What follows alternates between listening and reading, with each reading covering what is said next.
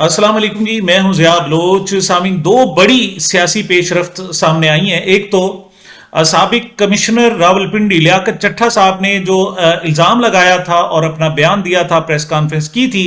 کہ راولپنڈی کی تمام جو 13 قومی اسمبلی کی نشستیں اور صوبائی نشستیں ہیں ان میں دھاندلی کی گئی ہے اور 70 ہزار کی لیڈ سے لوگ جو ہار رہے تھے ان کو جتوایا گیا ہے۔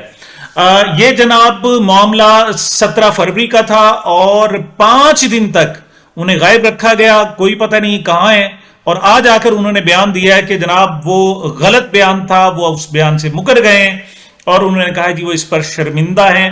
اس کی ڈیٹیل کیا ہے، یہ کیا ممکنہ صورتحال ہو سکتی ہے، اس پر بات کرتے ہیں۔ اور دوسری جو سب سے بڑی آج کی جو بڑا بم شیل ہے، بہت بڑی خبر ہے، وہ یہ ہے کہ جناب عمران خان صاحب نے جیل سے کہا ہے کہ وہ IMF کو خط لکھیں گے، اور خط یہ ہوگا کہ جب تک یہ ریگنگ کا پروب نہیں کر لیا جاتا، جب تک کہ یہ حالیہ الیکشن میں جو دھاندلی ہوئی ہے اس حوالے سے تحقیقات نہیں کی جاتی، اس وقت تک پاکستان کے ساتھ جو IMF کا جو معاہدہ ہے وہ نہیں ہونا چاہیے۔ کیوں؟ ان کے خیال میں یہ ایک جعلی حکومت ہے اور اس کے ساتھ اس قسم کا جو بات کرنا ہوگی اور ان لوگوں کو جو قرض دینا ہوگا وہ پاکستان کے عوام کے ساتھ ناانصافی ہوگی، کیونکہ یہ عوام کی نمائندہ حکومت نہیں ہے۔ اس پر جناب بہت ساری باتیں کی جا رہی ہیں اور یہ کہا جا رہا ہے کہ عمران خان صاحب کو یہ خط نہیں لکھنا چاہیے تھا، یہاں تک کہ جو ARY بھی جو خبر دیتا ہے، مثال ARY کے بارے میں یہ خیال ہے کہ وہ PTI کا حامی جو ہے وہ ٹی وی چینل تھا، میرے خیال تھا، یہی کہا جا سکتا ہے، اب نہیں ہے۔ وہ بھی کہہ رہا ہے جناب کہ یہ بڑا غلط خط ہے، قومی سلامتی کے خلاف خط ہے اور قومی امنگوں کے خلاف خط ہے۔ اس پر رد عمل بھی آیا ہے مختلف سیاسی جماعتوں کا، تو اس پر یہ دیکھنا ہے آج ہم نے کہ کیا عمران خان کا خط لکھنا مناسب ہے یا نہیں ہے، اس پر بات کریں۔ سب سے پہلے تو جناب ہم بات کرتے ہیں سابق کمشنر راولپنڈی لیاقت چٹھا صاحب کے حوالے سے۔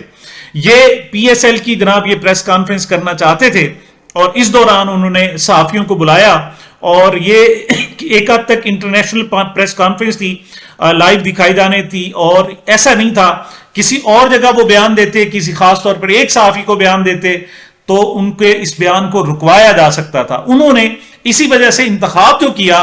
وہ ایک نیشنل ایونٹ کا کیا اور وہاں پر آ کر انہوں نے اس قسم کا بیان دیا۔ بیان کیا تھا جناب؟ انہوں نے کہا کہ یہ ریگڈ الیکشن ہے، یہ دھاندلی زدہ الیکشن ہے اور جو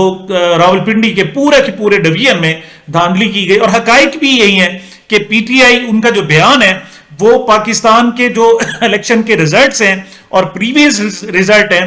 ان پہ ملتا جلتا ہے، یعنی ان کی توثیق کرتا ہے۔ PTI کا موقف یہ ہے کہ راولپنڈی کی ساری نشستیں ان کی بنتی ہیں، پریویس ریکارڈ بھی یہی بتاتا ہے کہ راولپنڈی ڈویژن کی ساری نشستیں PTI کی ہیں،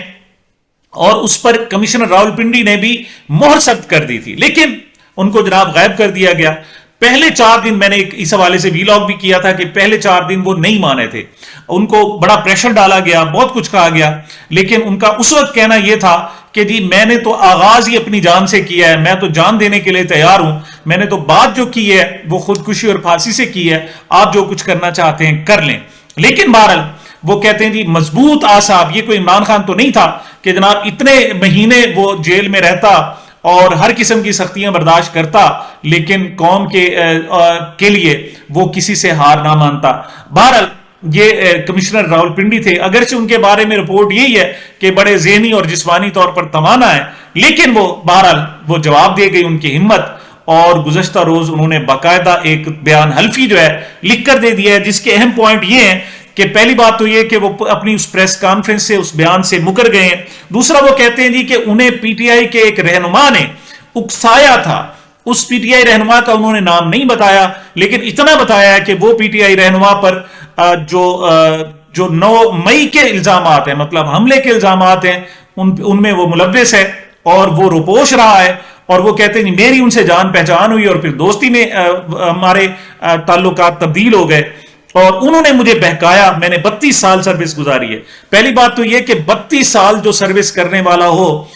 وہ ایک بہکاوے میں آ جاتا ہے۔ دوسرا ان کا پوائنٹ یہ تھا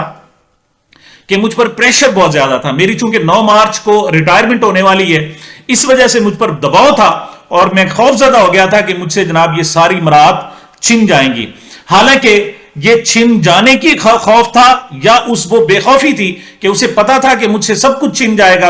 مجھ پر کیس چلائے جائیں گے, لیکن انہوں نے اس وقت بیان دے دیا تھا. تیسرا بار ان کا جو پوائنٹ یہ تھا وہ یہ تھا جناب کہ یہ جو انہوں نے خودکشی اور پھانسی کا بیان دیا تھا یہ ہیجان پیدا کرنے کے لیے تھا, اپنے بات میں وزن پیدا کرنے کے لیے تھا, اور چیف جسٹس کا نام بھی انہوں نے اسی نقطہ نظر سے لیا. وہ اپنے اس پر شرمندہ ہے, انہوں نے کہا جی میں قوم سے معافی مانگتا ہوں اور ان سے اور باقی لوگوں سے بھی معافی مانگتا ہوں. الیکشن کمیشن سے بھی باقاعدہ انہوں نے معافی مانگی اور باقاعدہ سرنڈر کرنے کا اعلان کیا ہے. پہلی بات تو یہ ہے کہ یہ ان کا جو بیان آیا ہے تحریری بیان ہے اور اس پر سائن کیے ہوئے ہیں, اس پر ڈیٹ نہیں ڈلی ہوئی, ابھی بھی ان کی ڈیٹ نہیں ڈلی ہوئی. لیکن وہ چونکہ 5 دن تک وہ رہے ہیں اور بڑے سخت حالات میں صاحب زیر ماحول میں رہے ہیں, اس دوران انہیں کوئی پتہ نہیں ہے کہ انہیں کہاں رکھا گیا. ان کی گرفتاری اس وجہ سے نہیں ڈالی گئی کہ اگر ان کی گرفتاری ڈال دیتے تو پھر کسی نہ کسی عدالت میں انہیں پیش کرنا پڑ سکتا تھا. عدالت میں اسی وجہ سے پھر پیش بھی نہیں کیا گیا. وہ اہل خانہ کے ساتھ نہیں تھے, ان کے اہل خانہ پر بھی بہت زیادہ دباؤ تھا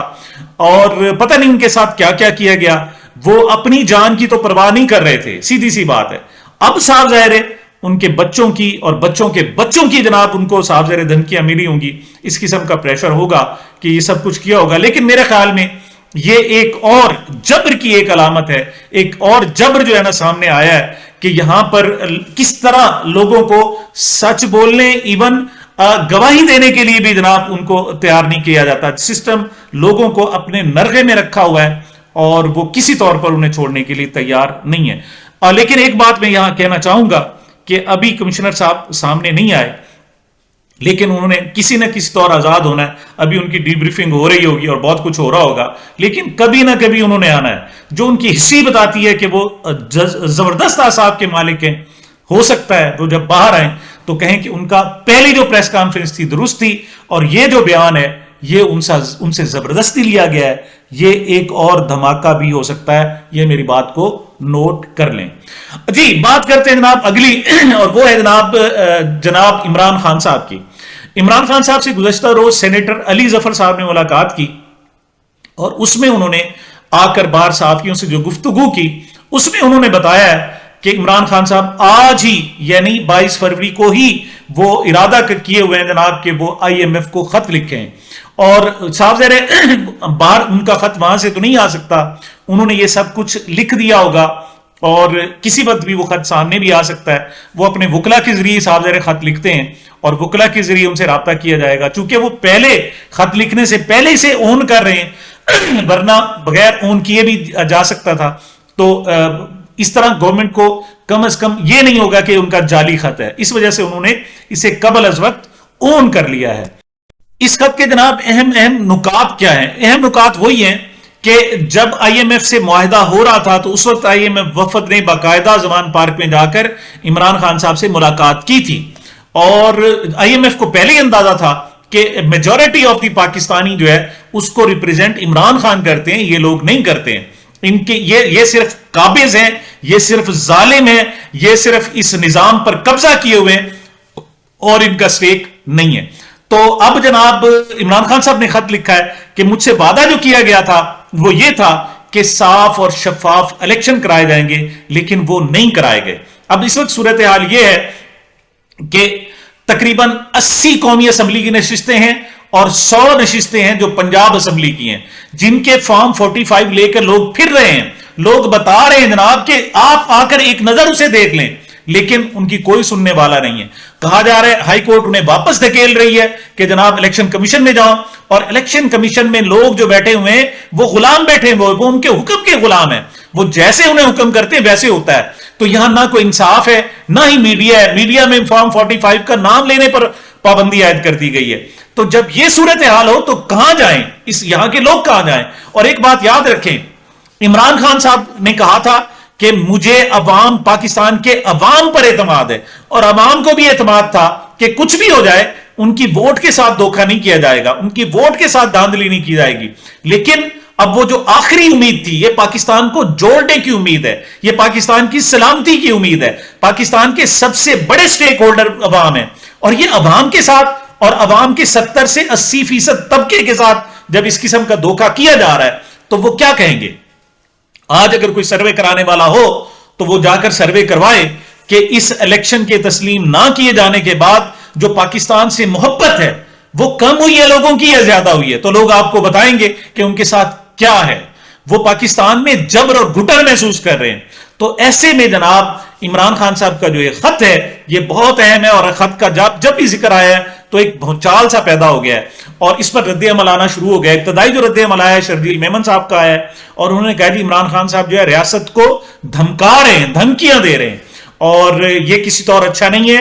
اور ایسا نہیں کرنا چاہیے۔ تو بات یہ ہے کہ کیا ریاست اپنے عوام کے ساتھ کیا کرے؟ ریاست ہوتی کیا ہے؟ ریاست تو عوام ہے، لیکن یہاں کچھ لوگ ریاست بنے بیٹھے ہیں اور وہ عوام کی سننے کے لیے تیار نہیں ہیں، اور ایسے میں اگر باہر دیکھا جائے تو پھر اس کو اس انداز میں انٹرپریٹ کیا جا رہا ہے، اور اس قسم کے صاحب غداری کے مقدمات کیے جائیں گے جیسے کمشنر کے ساتھ کیا گیا، وہ دھاندلی کے لیے بولا، اس کے خلاف مقدمہ درج کر لیا گیا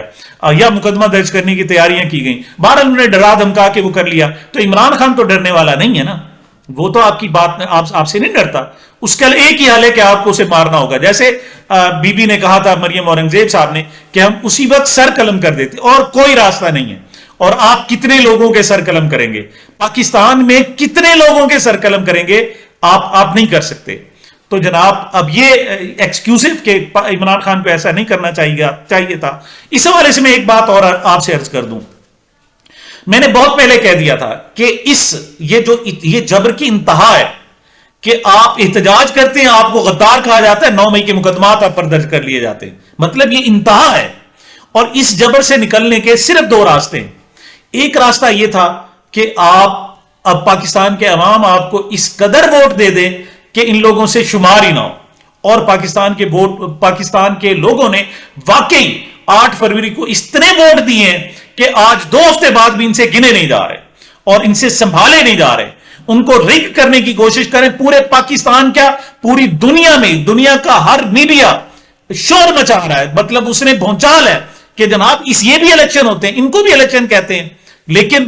صورتحال ہے کہ کوئی سننے والا نہیں۔ تو میں نے کہا تھا کہ پاکستان کے یا تو عوام اس صورتحال سے نکال سکتے ہیں یا پھر عالمی برادری نکال سکتی ہے، اور میں آج بھی اس موقف پر قائم ہوں۔ اور کیا ہی اچھا ہوتا کہ پاکستان کے عوام کی بات مان لی جاتی،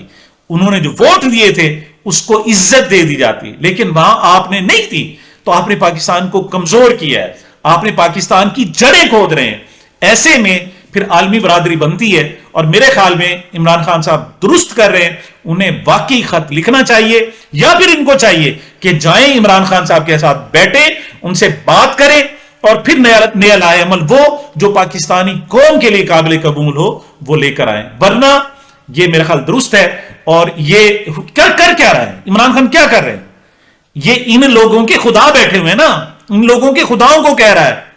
وہ کہہ رہا ہے کہ تمہارے جو گماشتے بیٹھے ہوئے ہیں، تمہارے جو غلام بیٹھے ہوئے ہیں، یہ یہاں پر پاکستانیوں کے ساتھ کیا کر رہے ہیں؟ اس میں قباحت ہی کیا ہے؟ کوئی قباحت نہیں ہے۔ بہرحال اب بھی وقت ہے کہ جائیں، جس طریقے سے انہوں نے کمشنر راولپنڈی کو منا لیا ہے، اور اسی طریقے سے جائیں عمران خان کو بھی منوا لیں اور بیٹھ کر کوئی لاہ عمل طے کریں، تو یہ پاکستان کے لیے بہتر ہوگا۔ ورنہ